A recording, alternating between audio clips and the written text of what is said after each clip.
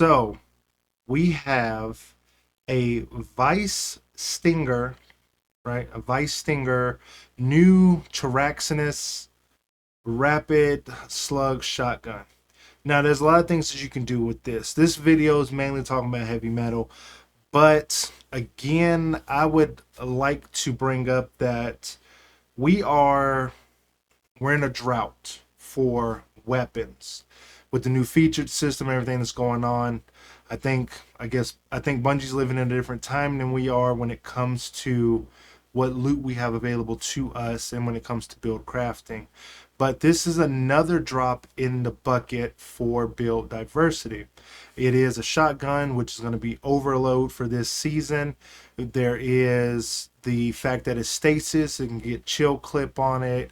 It can get the rhyme stealer. It can also get the headstone perk, and it has the vice stinger whole thing to it. So it's a rapid fire slug. So it's going to hit more precise, but with it being vice or vest or vice, I'm gonna probably keep calling it vice.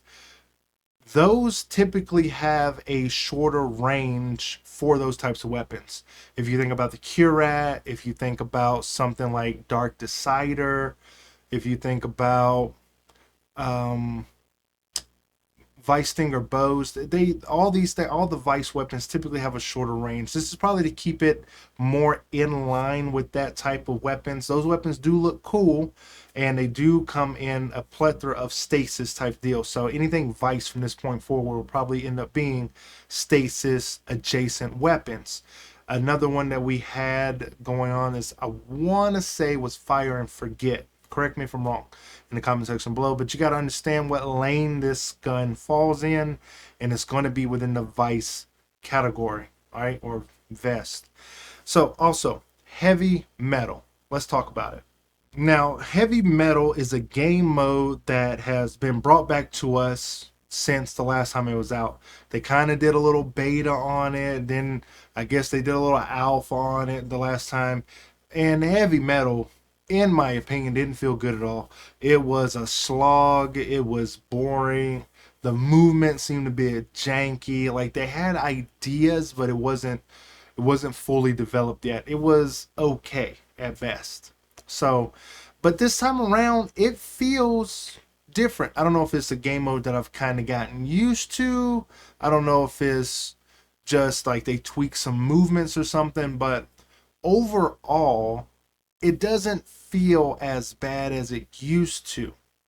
And maybe you guys can attest to that. Some of you guys may not even touch heavy metal since it's back, but is as long as you're not loading it up from the tower, from what I hear, unless they fix this, that if you load it up from the tower, you get a bunch of blue loot, you get a bunch of old loot. I never really click on anything in the tower to that nature. I want to say that could have been an issue during some of the other events, and I never really was one to kind of click on the tower to do stuff. Ever since the portal has come back, I don't really go and do that. But again, this is alluding to, if you go through the portal, which everything goes through the portal, you go through the portal, go through the activity, you're gonna be okay. And then if you win the match, in my experience, you get rained with loot. Now this serves as twofold, right? You can get multiple rolls of the weapon that you want, cool. You do get access to the sword, you get access to the to the different to the shotgun. And if you are looking to get an abundance of last disciple sets, you're going to be able to get those, but you're also going to be able to get stuff at your max power level.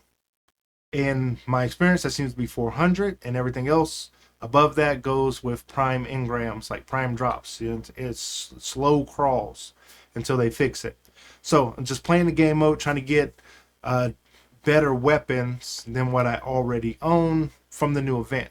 So looking to get me a good solar sword, something on par with the I want to say it's the Aurora Dawn.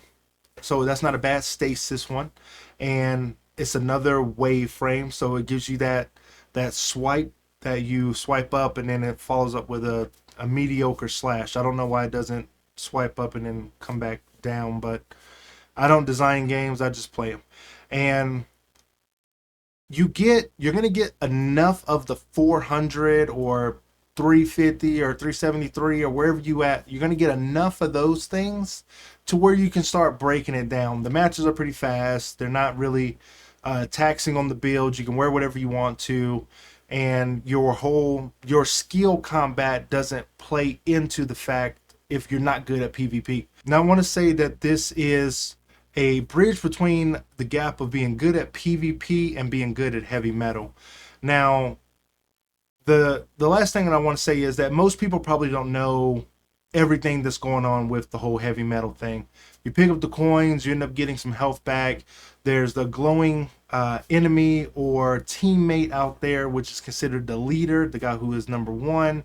You kill that guy, you're going to get 2 tokens for defeating that guy. You can deny enemies from picking stuff up, and you have a limited special ammo. The special ammo that you get during the match is your big gun, right?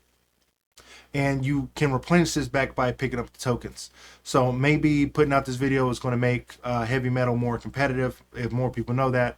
But they tell you that in the little screen about everything. It's public knowledge. This ain't some secret technique, some ancient Chinese secret on how to play heavy metal. But you either don't touch it or you do touch it. But all in all, I haven't played any portal activities yet to see if the loot is going to drop from other portal activities. Because heavy metal, in my opinion, is better, it's easier, it's more fluent, it's more rewarding.